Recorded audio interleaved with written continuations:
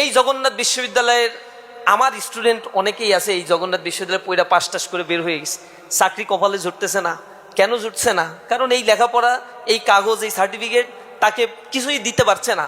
এখন ওইখানে গিয়ে আবার তার সাধারণ জ্ঞান পড়তে হচ্ছে, ম্যাথমেটিক্স পড়তে হচ্ছে, হায়ার ম্যাথ পড়তে হচ্ছে, বিসিএস এর জন্য সায়েন্স পড়তে হচ্ছে। এগুলো যখন আবার তার পড়তে হয়, তাহলে আমার এই লেখাপড়া 4 বছর করে লাভটা হইলো কি? কেন আমাকে করানো হচ্ছে? এই কোশ্চেনের উত্তর আসলে কারো কাছে জানা নাই, কেউই এখনো দেয় না। কেন এই শিক্ষা কাঠামো, কেনই বা এই শিক্ষা কাঠামোকে আমাকে পড়ানো হচ্ছে? ইউজিসিও তার উত্তর দিতে পারে না। কোনো একটা অদৃশ্য হস্ত এখানে কার্যক্রম পরিচালনা করছে, যার কারণে আমার দেশের এই রেডিক্যাল পরিবর্তনটা হচ্ছে না, যেটা হতে হবে।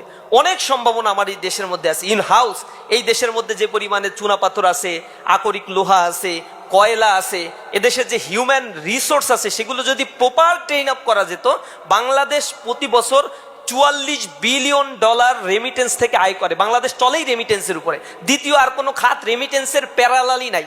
আপনারা বলবেন আরএমজি খাত, না, আরএমজি খাতের $22 বিলিয়ন বা $23 বিলিয়ন যদি আয় হয়, তাহলে $18 বিলিয়ন আবার বিদেশে আপনার পাঠায় দিতে হয় মেশিনারি কেনার জন্য, এরপরে আপনার সুতা কেনার জন্য, আপনার র মেটেরিয়ালস কেনার জন্য। আপনার হাতে থাকে $2 থেকে $3 বিলিয়ন, বেশি থাকে না এখানে।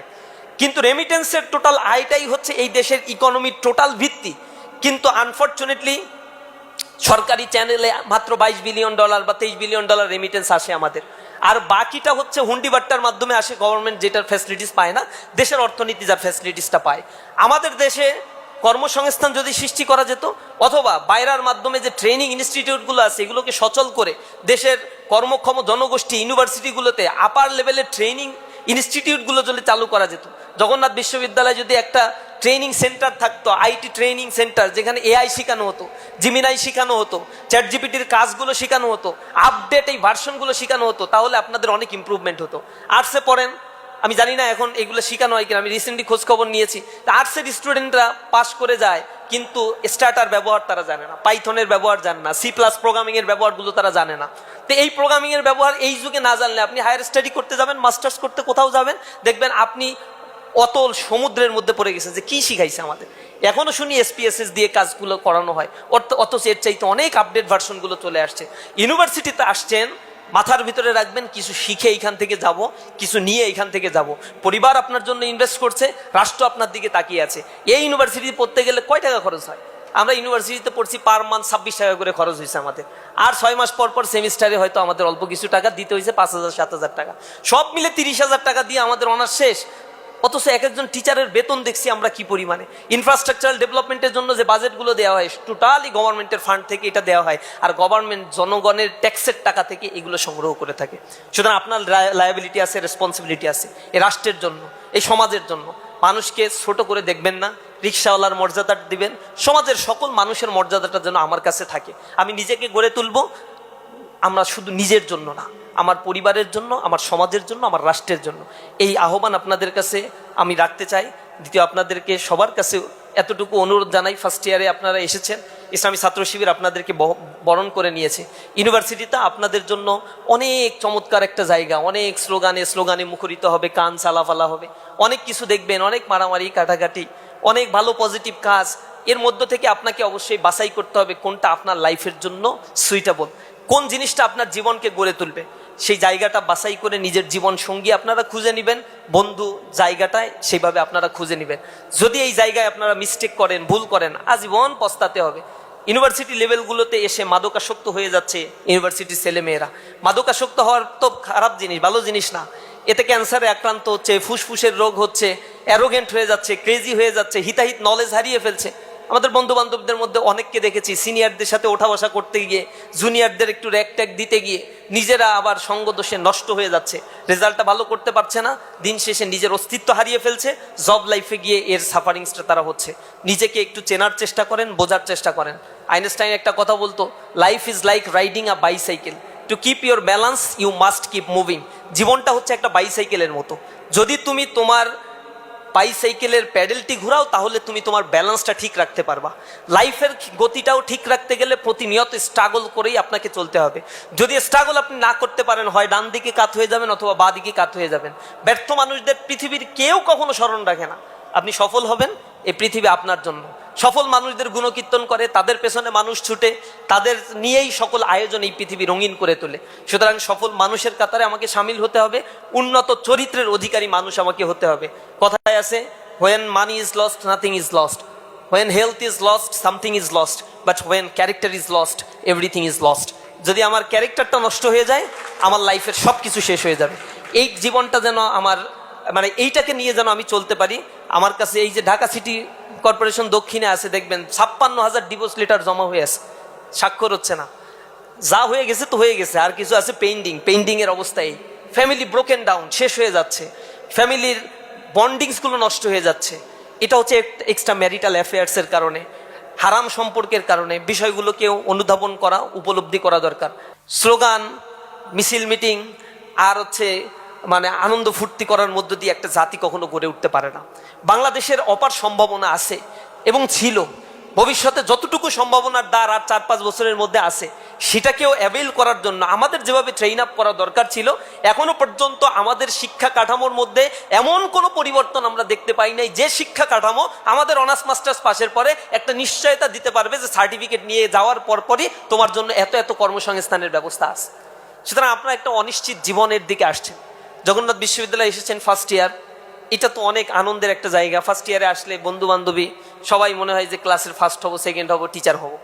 এ কারণে সিনিয়রদের সাথে কথাবার্তা বললে, আমি জানি না এই বিশ্ববিদ্যালয়ে এরকম হয় কিনা, শিট গাইডের ব্যাপারটা, শিটের ব্যাপারটা সিনিয়রদের কাছ থেকে নেওয়া, কেউ পড়লে শেয়ার না করা, যে পড়ি নাই, আমি দেখি কি হয়, না পড়েই আসছি, তো পড়ি, শেয়ার করতে চাই না। একটু সংকীর্ণ একটা মানসিকতা যে আমিই পড়বো, আমি ক্লাসে 1 রোল হবো। এখানে 1 রোল 2 রোলের কোনো ফাংশন নাই, এখানে সিজিপি এর সিস্টেম। তো আপনি সিজিপি 3.8 পাইলে আরো 10 জন পেলে কোনো প্রবলেম নাই।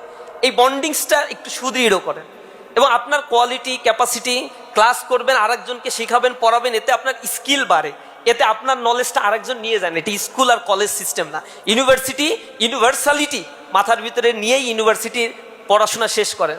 বন্ধু যারা আছে তাদের সাথে গুডউইল তৈরি করেন, একাডেমিক জায়গায় এঙ্গেজমেন্ট বাড়ান। ইউনিভার্সিটিগুলোকে আমরা বলি এটা হচ্ছে কিন্ডার গার্ডেনের মতো। এটা ন্যাশনাল ইউনিভার্সিটিতে যেরকম প্রশ্ন করে একজন, খাতা দেখে একজন, পড়ায় একজন, সেকেন্ড এক্সামিনার আর একজন, এই ইউনিভার্সিটিতে এরকম নাই। যিনি পড়ান তিনি প্রশ্ন করবেন, তিনি খাতা দেখবেন, তিনি রেজাল্ট শিট তৈরি করবেন। তার মানে এখানে রেজাল্ট করা খুবই সহজ একটা কাজ। আপনি একজন টিচারের কাছে যান, বারবার যান, না বুঝলে যান, অ্যাসাইনমেন্ট নিয়ে যান। অনেকে আপনাকে ফার্স্ট ইয়ারে আসছেন না, এগুলো বারবার করবেন। ক্লাসের একটা শ্রেণী থাকে যারা আপনাকে বলবে ওপেকের সদস্য। ওপেক বুঝেন তো, organization of petroleum exporting countries, মানে তেল রপ্তানিকারক যে দেশগুলো আছে তাদেরকে বলা ওপেকের সদস্য। কেন ওপেকের সদস্য বলে? ওই যে তেল দেয় স্যারকে, যে দিন শেষে দেখবেন বছর শেষে টার্ম ফাইনাল পরীক্ষার পরে রেজাল্টটা দিলে ওই ওপেকের সদস্যরাই সিজিপিএ উপরের দিকে। আর যারা এগুলো বলছে তারা এইসব পরীক্ষার আগে দোস্ত একটু শীটটা দে না, কি পড়াইছিল ওই লেকচারটা দে না, এগুলাই করবে। সুতরাং আপনার কাজটা হচ্ছে যত বেশি ওপেকের সদস্য হইতে পারে, যত টিচারের সাথে আপনার রিলেশনটা রাখা যায়, যত টিচারের কাছে গিয়ে জিনিসটা বোঝা যায়। থার্ড ইয়ারে উঠেন, অ্যাম্বিশন সেট করে ফেলেন। রেজাল্ট ভালো না হলে বুঝে ফেলবেন যে আপনার রাস্তা ইউনিভার্সিটির টিচার হওয়া না, গবেষক হওয়া না, আপনার রাস্তাটা অন্যদিকে। তো কোন দিকে, সেই রাস্তাটা আইডেন্টিফাই করেন। ঢাকা শহরে থাকবেন, অনেক সুযোগ সুবিধা আপনার হাতে আছে, অবহেলায় অবজ্ঞায় আড্ডা দিয়ে এই সময়গুলোকে কাটাবেন নাই। 4টা বছর আপনার জন্য স্ট্রাগলের একটা টাইম।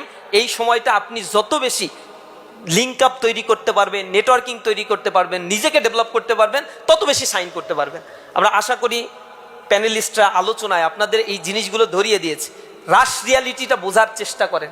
প্রতি বছর ওয়ার্কফোর্সের সাথে প্লাস কিছু অ্যাড হয়, বেকারত্বের পরিমাণ বা কর্মক্ষেত্রে প্রবেশের পরিমাণ, ফ্রেশার্সদের পরিমাণ ডে বাই ডে প্রতি বছরই ইনক্রিজ হতে থাকে। এটা প্রপোর্শনেট রেটে যায় না। অর্থাৎ গত বছর যদি বাংলাদেশের লেবার ফোর্স হিসেবে 10 লাখ বা 20 লাখ জয়েন করে, ওই এই বছর হচ্ছে 20 লাখের সাথে আরো 2 লাখ বা 3 লাখ অ্যাড হবে। কারণ এগুলো হচ্ছে গ্রাজুয়ালি ইনক্রিজ হচ্ছে, ডেমোগ্রাফিক ডিভিডেন্ড। আর এই ডেমোগ্রাফিক ডিভিডেন্ড সুবিধার সাথে সাথে একটা দেশের জনসংখ্যাকে যদি জনসম্পদে রূপান্তর করা না যায়, তখন একটা বড় প্রবলেম হয়। আর একটা বড় প্রবলেম আমাদের জন্য ধেয়ে আসছে, যেটা হচ্ছে লেবার ইকোনমি থেকে ক্যাপিটাল ইকোনমিতে কনভার্ট হয়ে যাওয়া। অর্থাৎ তথ্য প্রযুক্তির ব্যবহার, মেশিনারির ব্যবহার, শিল্প বিপ্লব, এর ফলশ্রুতিতে উৎপাদন বেশি হয় কিন্তু শ্রমিক লাগে কম। দক্ষ শ্রমিক এখানে এঙ্গেজ হয়, অধিকাংশ মানুষ তখন বেকার হয়ে যায়। আর পুঁজিপত্তিতার কারণে কিছু মানুষের কাছে সম্পদের পাহাড় জমে যায়, আর অধিকাংশ মানুষ হচ্ছে দারিদ্র সীমার নিচে বসবাস করে।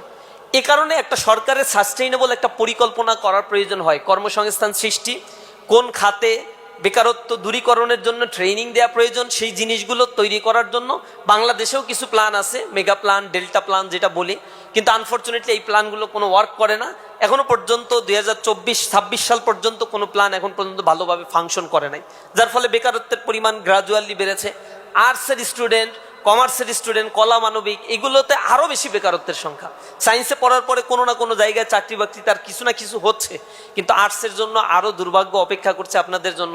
যদিও বাংলাদেশে অ্যাভেলেবেল রিসোর্স আছে, বাংলাদেশের ইকোনমি ফ্লারিশ করার সুযোগ আছে, দেশে এক্সপ্যানশনারি মানিটারি পলিসি বা ফিসকাল পলিসি নিয়েছে, এটার প্রপার ইউটিলাইজেশন অ্যান্ড ট্রান্সপারেন্সিটা এনশিওর করার মধ্য দিয়ে এদেশে বেকারত্বের সমস্যা দূর করার সুযোগ ছিল, কিন্তু সরকারের এখানে যথেষ্ট সদিচ্ছার অভাব রয়েছে এবং দুর্নীতি বন্ধ করা সরকারের পক্ষে খুবই কঠিন, কারণ এখানে কোনো মোরাল গ্রাউন্ড আমাদের পলিটিক্যাল পার্টির নেতাদের মধ্যে আসলেই পাওয়া যায় না। যে যায় লঙ্কা সেই হয় রাবণ, যে ওই জায়গায় যাবে সেই হচ্ছে লুটে পুটে খাবে এই দেশের সম্পদগুলো। কেউ এই দেশের এই তরুণ প্রজন্মকে নিয়ে, ভবিষ্যৎটাকে নিয়ে চিন্তাও করে না। পৃথিবীর ওয়েস্টার্ন সোসাইটিগুলোতে আপনি যান, ইউরোপ আমেরিকায় যান, তাও দরকার নাই, বাংলাদেশের পার্শ্ববর্তী চায়নায় যান, আপনি পার্শ্ববর্তী ভিয়েতনাম, লাওস, এইসব জায়গাগুলোতে গিয়েও যদি দেখেন তাদের ইকোনমি কিভাবে তারা ফ্লারিশ করেছে, এবং চায়নার ইকোনমি তো বাংলাদেশের মতোই ছিল, কিভাবে তারা পৃথিবীর সুপার পাওয়ার হয়ে গেল, তারা তাদের হিউম্যান রিসোর্সকে ইউটিলাইজ করতে সক্ষম হয়েছে। এবং তাদের একাডেমিটা হচ্ছে industry affiliated. Shanghai institute of টেকনোলজিতে আমি গিয়ে দেখলাম কিছু ছাত্র আমাদের সাথে সঙ্গ দিচ্ছে চাইনিজ। আমি জিজ্ঞাসা করলাম কোন সাবজেক্টে পড়ো, সে বলতেছে সে বাংলায় পড়ে, পিওর বাংলা লিটারেচারে। সেজন্য বাংলাদেশ থেকে যারা যায় তাদের সাথে তারা কোঅপারেশন করে এবং ল্যাঙ্গুয়েজটা শেখে। তা আমি জিজ্ঞাসা করলাম কিউরিসিটি থেকে, কতজন স্টুডেন্ট তোমরা আসো? 20 জন স্টুডেন্ট আছে একটা ব্যাচে। বাংলা পড়ো কেন চায়নায় বৈশা? তখন বললো যে আমাদের এই সাবজেক্টটাই এইখানে পড়ছি কারণ বাংলাদেশে আমাদের যত ইন্ডাস্ট্রি আছে এবং সামনে যেগুলো গ্রো হবে সেই জিনিসগুলো লিড দেওয়ার জন্য আমাদের কিছু প্রয়োজন লোক, এই কারণে এই সাবজেক্টটার অনেক ডিমান্ড। তাই আমি বললাম যে ডিমান্ড যেহেতু, সেগুলো এত কম কেন, 20 জন 25 জন করে নেয় কেন? বলছে আমাদের যে কয়জনের জন্য জব সার্ভাইভ করতে পারবে বা সার্ভিস দিতে পারবে গভর্নমেন্ট, শুধু সে কয়টাই সিট আছে। আর এই বাংলায় পড়তে গেলে এখানে হায়ার কম্পিটিশন করতে হয়, সিএসসি, ত্রিপলি, কেমিস্ট্রি, বায়োলজির চাইতেও বেশি কম্পিটিশন এই বাংলায় ভর্তি হতে গেলে।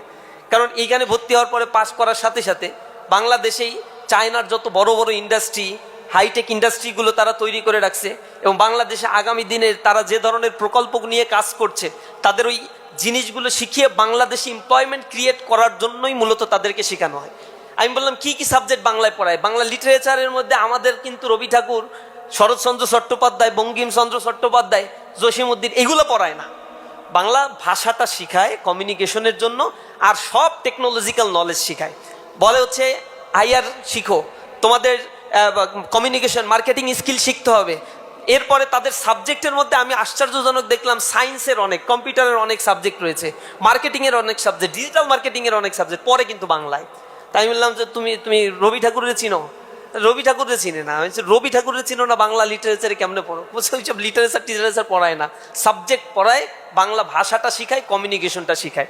আমাদের ওইগুলো লিটারেচার পড়লে তো লাভ নাই, লিটারেচার পড়ে তো আমার চাকরি হবে না, আমাকে যেটা দরকার সেটা করাচ্ছে। আমি এটা বোঝানোর চেষ্টা করছি তাদের লেখাপড়াটা কতটা ইন্ডাস্ট্রি ওরিয়েন্টেড। একটা ইউনিভার্সিটিতে একটা সাবজেক্ট খুলতে হবে, 40টা স্টুডেন্ট ভর্তি হবে, ওই ইউনিভার্সিটির ওই সাবজেক্টের টিচারদেরকে এনশিওর করতে হবে কোন ইন্ডাস্ট্রিতে তার আসলে অনার্স মাস্টার্স পাশের পরে চাকরি হবে, সেটাকে তারা বলছে ইন্ডাস্ট্রি অ্যাফিলিয়েশন। যখন তারা এই সাজেশনটা এইটা নিশ্চিত করতে পারবে, এমওইউটা নিশ্চিত করতে পারবে যে আমার এই 40 জন স্টুডেন্ট ভর্তি করলে অমুক ইন্ডাস্ট্রি তার কর্মসংস্থানের নিশ্চয়তা দিবে, এর কারণেই আমি এই সাবজেক্টটা খুলবো, তখন ওই ইন্ডাস্ট্রির দায় হয়ে যায় যে এই 40 জন স্টুডেন্টদেরকে ট্রেন আপ করার জন্য বাজেট দেয়া, তাদেরকে ইন্ডাস্ট্রি অ্যাফিলিয়েশন দেয়া, তাদেরকে ইন্ডাস্ট্রিতে প্র্যাকটিক্যাল ট্রেনিং করানো। কারণ ওই ইন্ডাস্ট্রি জানে এই 5 বছর যারা পড়বে বা 4 বছর যারা ওই ইনস্টিটিউট ওই সাবজেক্টে পড়বে তাদের চাকরি হবে আমার এইখানে, সুতরাং আমি এই 4 বছর ওদের পেছনে ইনভেস্টমেন্ট করব, যত বেশি ইনভেস্টমেন্ট করতে পারবো আমি তার বেস্ট আউটপুটটা সেখানে পাবো। কিভাবে একটা জাতি তৈরি হয়? আল্লাহ রাব্বুল আলামিন আমাদেরকে দুনিয়াতে প্রেরণ করেছেন পরিচ্ছন্ন একটি জীবন নিয়ে, যদি এই দুনিয়াতে সার্ভাইভ করতে পারি এবং আল্লাহর কাছে সেভাবে হাজির হতে পারি, এই উন্নত জীবনটাই হবে আমার সবচেয়ে বড় পাওয়া, সবচেয়ে বড় প্রাপ্তি। সকলকে সেই দিকেই নতুন একটি জীবন গড়নের আহ্বান জানিয়ে আমার কথা শেষ করছি। আসসালামু আলাইকুম ওয়া রাহমাতুল্লাহি ওয়া বারাকাতুহু।